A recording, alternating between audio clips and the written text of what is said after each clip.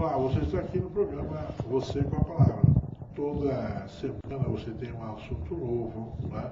Uma ideia nova para ser discutida. E hoje quem vai estar com a palavra conosco é o Dr. Márcio Pugliese, professor da PUC São Paulo, filósofo, né? E nosso querido irmão, que tem uma atuação muito grande na maçonaria em São Paulo. E também junto comigo, o Wilson Mello. Bom dia, Mello. Bom dia, professor Renato. E aqui estamos para mais um programa Você com a Palavra. Muito e hoje, quem está com a palavra é uma pessoa com um poder de fogo enorme, né? A palavra dele hoje vai nos levar aí a muitas reflexões, né? Muito bom. Professor, tudo bem? Tudo bem, prazer em estar aqui, na presença dos caríssimos irmãos, sempre prontos a ouvir, o que é uma coisa muito rara, e nos dando a oportunidade de falar, o que é uma coisa que se faz com muita frequência. Como alguma casa de grande relevo na maçonaria traz sob sua fachada, né, ouvir, né, saber e calar, né? Faltou ousar, nós podemos. Por isso que falta uma começar, perna. Sempre. Vamos lá. Quando falta uma perna dessa, o ousar é importante, né? Muito importante. Na vida do homem, né? Como é que está a universidade? Bem, essa é uma pergunta extremamente séria. A universidade tem passado por momentos extremamente complicados. As pequenas só sobram por falta de alunos e são adquiridas por grandes grupos, inclusive estrangeiros, e o ensino tem sido realmente sucateado na sua mais pura expressão, até pelo processo de credenciamento de faculdades, que segue muito mais uma rotina de auditoria burocrática do que, de fato, uma verificação de nível e qualidade de ensino. Você acha que o acordo MEC-USAID feito lá atrás atrapalha isso? Ele é o começo de tudo. Eu estava cursando engenharia na época em que ele aconteceu, e nós tínhamos turmas anuais. E o acordo MEC-USAID introduziu o sistema de créditos, que fragmentou a turma, fez com que os alunos seguissem caminhos bem individualizados, que é uma linha do neoliberalismo, né? Que isola, afasta e certamente acaba por impedir que os grandes movimentos sociais possam ser devidamente gestados e conduzidos à alteração social. Muito bem. Para refazer isso tudo, tem que ser um trabalho de Hércules, não é isso? Os 12 de Hércules. Os 12 Hércules. A ideia é hoje trabalhar contigo na proposta da filosofia que você tem, e do grande conhecimento que você tem, falando inclusive um pouquinho sobre esse trabalho de Hércules. Ele está presente hoje na nossa realidade. Sim, está presente de uma maneira muito curiosa. O próprio nome de Hércules em grego, que é Heracles, né? Na verdade, o nome de Hércules é Alcides, que é o nome grego originário. Heracles é o cognome pelo qual ficou conhecido, precisamente porque ele foi perseguido pela deusa Hera, esposa de Zeus, a deusa que preside o matrimônio, desde o começo, desde muito pequeno. Ela mandou 2 serpentes para que o atacassem no berço, e esse não foi o menor mal que ela causou, ele estrangulou as 2 serpentes. Isso tem um significado simbólico importante, que eu vou falar logo em seguida, mas o que ela fez de mais importante, como ele era filho de Odotério de Zeus, né, ele se aproximou de Alquimena, uma belíssima mulher terrestre, e se introduziu e conseguiu gerar nela Hércules. Ao mesmo tempo, uma outra mulher, da linhagem real também, estava grávida de Euristeu, que foi o rei de Micenas, na verdade, cidade natal do Hércules. Então ele teve retardado o seu parto por Hera para que Euristeu se tornasse o rei e tivesse então poder sobre ele, cumprindo os desígnios de Hera, que pretendia acabar com a vida do Hércules. Esse retardamento já começou lá atrás. Já começou fazendo mal, retardando o nascimento, para que ele não fosse o rei. Não fosse o rei. E você sabe que muitas vezes, eu estou trazendo a tua conversa, não perde o fio, Claro. para a nossa realidade de hoje. Sem dúvida. Né? quantas vezes a gente vê as pessoas atuando dessa forma, né? Retardando, atalhando as pessoas, bloqueando as pessoas para que não haja progresso, né? Quer dizer, está aí atrás da explicação. Claro. Tem em comum na academia, por exemplo, se retardar a obtenção de títulos acadêmicos para que a pessoa não possa se candidatar a cargos. Então, quer dizer, você simplesmente adia a data da banca e causa problemas. Professor, isso é uma influência dos deuses ou isso já vem no DNA do ser humano? Porque ou todo ser humano, inconscientemente, ele já conhece a história de uma forma subjetiva, vamos assim dizer? Porque o comportamento, já lá nos primórdios da civilização, mostra como o professor acabou de explanar, mostra esse comportamento. E hoje o professor José Renato abordou, continua a mesma estratégia, né? Então, isso está no DNA do ser humano? Olha, eu não sei se está no DNA, eu prefiro ver... Mas na cultura, sim. Na cultura, sem dúvida. Eu prefiro ver a sociedade como uma construção de todos nós. Nós todos somos obreiros da realidade social e permanentemente somos. Nós, particularmente da ordem, somos obreiros categorizados. Nós sabemos o que a maioria não sabe e agimos de acordo com uma pauta de conduta que a maioria não tem, que nos afasta, pelo menos em princípio, dessa avidez, né? Nós humanos somos ávidos. Isso é um problema complicadíssimo. A avidez sempre faz com que a gente queira ir além. Aliás, esse é o traço do herói. Nem sempre chegamos no lugar certo. Nem sempre. O traço do herói, Renato, só para concluir, o traço principal dele é que ele tem uma desmedida, ele tem a híbris. O que significa isso? Ele quer muito mais que um ser humano normal. Então ele tem o silêncio do herói. O herói age, comete os grandes feitos e se cala. E, em geral, tem um final triste, medonho, um final absolutamente indesejado. Melancólico. Se eu fizer um exemplo contemporâneo para trazer para agora, um protótipo do herói foi o Ayrton Senna. Ele começou praticamente desconhecido aqui, viajou, né, foi fazer o seu sucesso fora do país, se tornou grande lá, morreu em ação, okay, no auge da força, e voltou para ser recebido pela lamentação coletiva. Quer dizer, é um protótipo claro do herói. Interessante, bem moderno. Né? Não é? Voltando lá então na história do Hércules. Sim. Uma criança estrangulando duas serpentes. É que, na verdade, todo o projeto dos 12 trabalhos de Hércules tem um fundamento alquímico, pouco conhecido. É uma das leituras possíveis, há outras. A leitura alquímica diz o seguinte, olha, a matéria bruta, que é a criança, ela tem, na verdade, duas naturezas, uma volátil e outra fixa. Não é?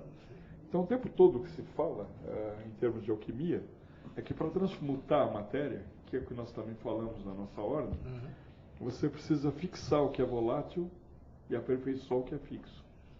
Quer dizer, o volátil é o que aperfeiçoa o que é fixo. Em outras palavras, você tem a esquadra e o compasso, de acordo? Você tem a matéria subjugada pelo espírito. E essa é a grande mensagem, quer dizer, do primeiro ataque que o Hércules sofre. Ele subjugou na matéria bruta, trouxe para ela, estrangulou-as, tanto a serpente da fixidez quanto a serpente da volatilidade, do sutil.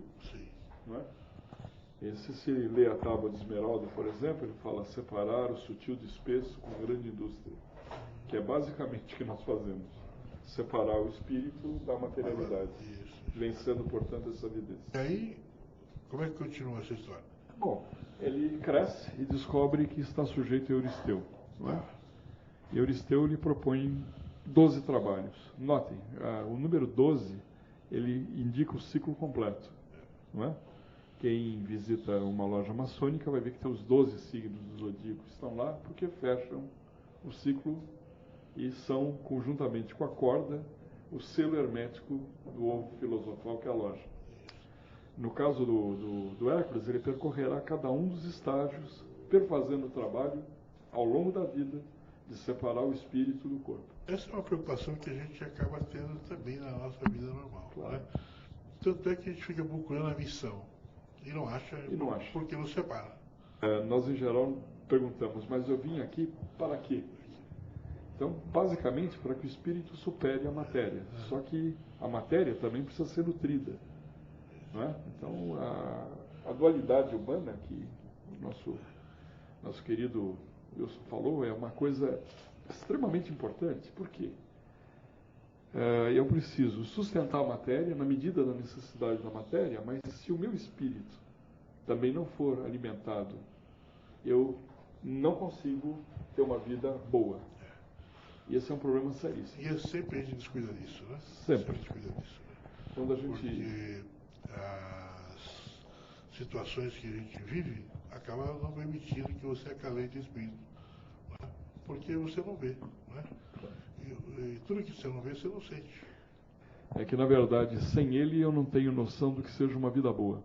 E a grande pergunta hoje é, mas afinal, o que é uma vida boa? Não uma boa vida, que todo mundo sabe. Sim. Né? Mas uma vida boa é uma coisa complicada. E o que é pior? Tem um conto do Leon Tolstói, que se chama A Morte de Ivan Ilitch, que seria absolutamente essencial ler, um conto muito pequeno, na verdade, em que um magistrado russo, no seu leito de morte, portanto já tendo cumprido as suas tarefas da vida, seus trabalhos de Hércules, ele se volta para o que aconteceu em sua vida, e embora ele não consiga falar direito, ele ouve muito bem. E vê a família se dirigindo e se referindo a ele como um derelito, como uma coisa a ser descartada. Com pouca importância, poucas visitas, ele está abandonado à sua sorte. E ele reconstrói a vida que viveu e descobre que não é uma boa vida. Então imagina a angústia de cada um de nós ao chegar ao fim da vida e no momento do retrospecto perceber que não viveu uma boa vida. Por isso que determinar o que é o espiritual, o que é o sutil, não é? É essencial. Você precisa saber do que o seu espírito realmente necessita. Você tem um caminho para isso? Cada um tem o seu caminho. Senão todos viveríamos vidas iguais. Então, em geral, os que são adeptos do karma dizem que a atuação do espírito, de alguma maneira, predetermina a possibilidade de se tecer os fios da existência para completar finalmente a tapeçaria que o conjunto da nossa vida deve compor. Nós vamos para o intervalo e já voltamos.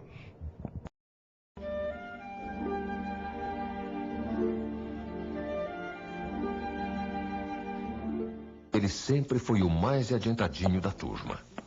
Com 9 anos, foi o primeiro a experimentar bebida alcoólica. Aos 11, já tinha cheirado benzina. Com 12, fumava maconha todos os dias. E hoje, aos 13 anos, repete pela 4ª vez a 4ª série. Está mais do que provado. Quem fuma maconha fica para trás. Drogas, nem morto.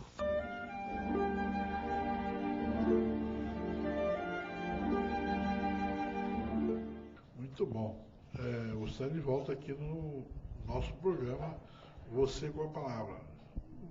Hoje uma aula aqui de filosofia que está sendo oferecida a nós pelo professor Dr. Márcio Pugliese.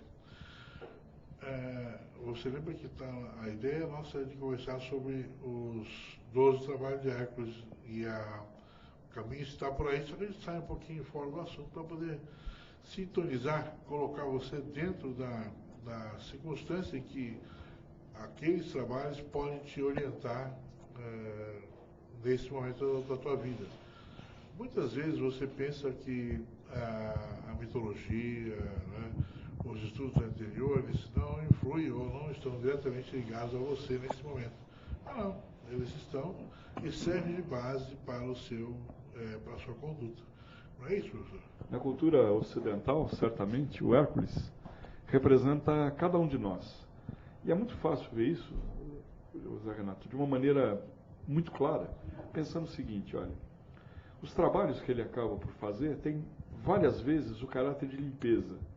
Por exemplo, quando ele vai enfrentar a Hidra de Lerna, que era um monstro com 7 cabeças, ele enfrenta uma situação que nós encontramos no nosso dia a dia. Cada vez que ele cortava uma cabeça, a cabeça renascia. Tá? Até que ele, auxiliado por Iolas, seu sobrinho, ele descobre a seguinte coisa: ele esmaga a cabeça e queima a cabeça, para que ela não renasça. O significado é muito claro. Veja, 7 cabeças são 7 dias da semana. E eles renascem. Toda vez que você acaba uma semana, ela recomeça. Num trabalho absolutamente infinito. Quer dizer, quando a gente pensa, puxa, coitado do herói, enfrentando um monstro que tem a cabeça que renasce, deixamos de perceber que nós enfrentamos a cada semana 7 dias. E esses 7 dias renascem. Como esses 7 dias podem, de repente, realmente valer, né? Que é a ideia de esmagar e queimar. Significa que quando você pega aquele trabalho infinito que sempre se repete, você deve esgotá-lo a cada dia. A cada dia você deve finalizar suas tarefas e não deixar que renasça no dia seguinte. A mensagem é muito clara, quer dizer, você só consegue extinguir a hidra de Lerna, o grande problema de cada dia, quando você executa todas as tarefas do dia no dia. Isso traz uma outra mensagem implícita. Não adianta encher a agenda e não cumprir a agenda. Você tem que ter tarefas que você possa, a cada dia, cumprir. Né? A pretensão de matar 14 cabeças não resolve. Não vai resolver. Você não vai conseguir, de jeito nenhum. Né? Isso está um pouco ligado àquele ditado que todo mundo fala, né? Tem que matar um leão por dia. É isso. É isso Mas tem de matar. Tem de matar. Aliás, outro trabalho do Hércules é matar o leão de Nemeia. Sim. Que é uma coisa, aliás, que causa uma certa perplexidade quando se lê. Porque assim, ele encontra um leão que é invulnerável. Ele dá flechadas no leão e o leão não morre. Não dá a mínima. No mínimo, invulnerável. Então ele vem e estrangula o leão. Né? E depois de estrangular o leão, ele pega uma garra do leão e tira a pele do leão e usa como sua égide, como sua proteção. Daí por diante ele anda com a cabeça do leão sobre ele mesmo e a pele do leão como sua proteção, porque é uma armadura leve e ao mesmo tempo invulnerável. O que significa efetivamente isso? Há em nós um princípio, o princípio da ira, que é um princípio ígneo, um princípio de chama, cólera. Né? Você sente como se estivesse pegando fogo por dentro. Esse é o leão de Nemeia. Você não consegue acalmar a cólera acicatando a cólera. A cólera tem que ser estrangulada. E uma vez estrangulada, ela dá energia suficiente para que você cumpra as tarefas. Com toda a força. Quer dizer, tem de aprender a lidar precisamente com a ira, com a violenta ira, e transformá-la numa força produtiva e construtiva a cada momento. Até que na Bíblia está escrito lá, irai, mas não pecai. Exato. A Bíblia resume muita coisa. E também tem uma coisa, a Bíblia diz, afastai de mim os mornos. Né? Vou cuspi-los de minha boca. Porque não adianta você ficar no meio termo, você precisa decidir ou então se afastar. Não é? Os relacionamentos afetivos em geral são uma tortura, porque as pessoas não definem, elas são mornas. E as coisas só pioram ao longo do tempo. Todos nós temos um princípio interno, que é em espanhol, remordimiento, com a ideia de morder-se várias vezes, ou remorso. Não é? Você faz coisas erradas, agride as pessoas, acumula uma mágoa infinita, não é? E fica repisando essa mágoa, como se fossem os excrementos da cavalariça.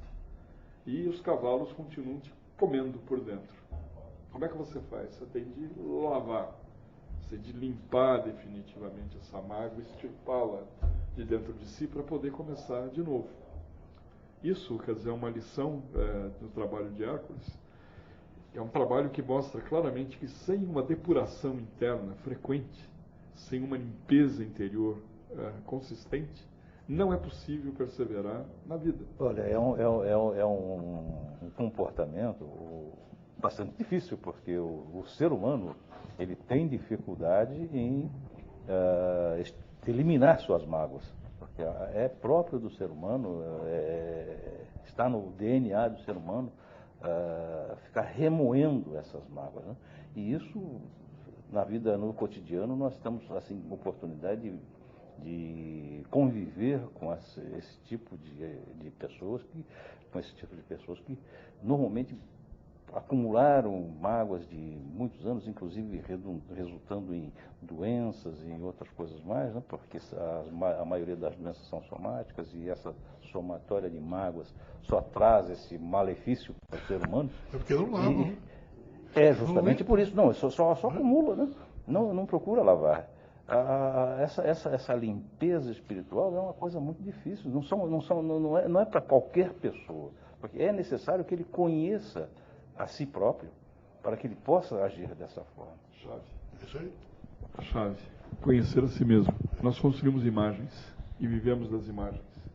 E essas imagens, em geral, nos conduzem a caminhos falsos. Nesse sentido, há um trabalho de Hércules, muito curioso, que é a caça do javali do Erimanto. Era um javali enorme que matava quase todos os caçadores que tentavam apanhá-lo e era muito veloz. Né? E o Hércules acaba fazendo frente a ele e o mata com rapidez e eficiência. Como? Ele se põe no posto mais baixo da montanha e provoca o animal. Quando o animal vem contra ele, ele está embaixo, ele só espeta a lança no chão e o próprio animal se mata. Com o próprio ímpeto, acaba se matando. É uma lição absolutamente importante para nós. Quando nós nos sentimos acuados de alguma maneira, nós nos comportamos como javali. Nós nos lançamos contra a barreira e nos matamos ao fazer isso. Então, a lição que está aqui é basicamente o seguinte: quando eu tenho uma falsa imagem do que eu sou, eu penso que posso suplantar qualquer desafio, qualquer dificuldade. E com isso eu acabo me matando o tempo todo. Então, o que o javali nos ensina é assim: sempre que você pensa que pode mais do que pode, você acaba podendo muito menos do que pode. Porque você mesmo usa suas forças contra si. E essa ideia de conhecer a si mesmo é precisamente isso. Quer dizer, eu tenho que saber as minhas limitações e saber da minha força. Porque todos temos a nossa força. Com certeza. E quando eu tenho essa perfeita noção, eu não me atiro contra os obstáculos cegamente. Eu começo a me reavaliar e com isso evito muita mágoa. Nós estamos aqui praticamente fazendo colocações com relação à nossa doutrina, né? E de uma forma mais sutil, porque muitos dos nossos desconhecem alguns caminhos, né? E hoje, então, o professor, doutor Pugliese, vai abrir a mente de muitos dos nossos irmãos que estão nos assistindo, para que eles tenham uma oportunidade de reavaliar. Bom, nós somos privilegiados, porque estamos aqui ao lado do professor. Nós estamos sendo privilegiados. Agora, os demais vão ter oportunidade de fazer uma reavaliação, não só do seu comportamento doutrinário, como também da sua própria existência. Eu acho, aliás, uma frase muito feliz, que diz que ninguém sabe tanto que não possa aprender, ninguém sabe tão pouco que não possa ensinar. Eu vou, no tempo que nos resta, que aliás é um tempo místico, de 3 minutos, falar sobre um outro trabalho, que é o lago infestado por aves de penas metálicas, que são as aves do lago Stymphali. Esse lago era um lago normal, que servia de fonte de água para a população vizinha, e de repente um bando de aves chega e ninguém consegue fazer nada, porque flechas não adiantavam, porque as penas eram de metal. E mais, elas voavam e sacudiam as penas de metal sobre os habitantes. Hércules, diante desse problema, tenta primeiro com suas flechas, pensando: eu sou mais forte e vou matar as aves a flechaços. Não funcionou. Aí ele pediu para que Hefesto, o deus forjador, Vulcano, dos romanos, fizesse uma campainha estridente. E saiu batendo na campainha e afastou as aves. Não é? Essa atitude do Hércules mostra uma coisa importantíssima. A nossa cabeça é afetada como um lago por essas aves metálicas, que são os maus pensamentos, as derivações. É muito comum nós estarmos fazendo alguma coisa, uma prova, por exemplo, e tem a segunda mente lá, cantarolando uma musiquinha, em geral da pior qualidade. Né? E essas são realmente as aves do lago Stymphali, particularmente quando eu remoo ainda as minhas mazelas, porque ela ainda solta as penas, aumenta ainda o meu sofrimento. O que é preciso fazer? é afastar com grande força pela clareza do som. Portanto, aí você já tem ideia de como é importante a meditação para fazer uma limpeza desse tipo, não é? Afastar essas aves para poder ter uma certa clareza nas próprias ideias. Eu acho que esse é o item mais importante a se dizer. Melo, nosso programa está chegando ao final. Lamentavelmente, Puxa, precisa ter mais um tempinho, né? Lamentavelmente está chegando ao fim, porque o programa está hoje maravilhoso. Todos eles sempre foram maravilhosos, mas hoje está de uma qualidade assim, excepcional. Até a próxima, professor Zé Renato. Muito obrigado, doutor Márcio. Eu que agradeço. E foi uma satisfação enorme poder estar aqui ao seu lado, desfrutando de todo esse conhecimento. O prazer é todo meu, Melo, sempre. Agradeço a hospitalidade de sempre e estou sempre de pé à ordem. Quero contar contigo na jornada, novamente, tá certo? Prazer enorme. Vamos estar lá no dia 26 de setembro, das 9 da manhã até às 18h30, um horário apertado. Quero trazer um pouquinho mais cedo este ano, tá bom? Tá bem. Para participar conosco melhor lá. Tá Uma honra. Ok. Uma honra. Muito bom, você participou aí, assistiu um belo programa e, olha, procure dar uma olhada no programa, reveja, né? Porque ele vai estar aqui no nosso site por uma semana, pelo menos, instalado.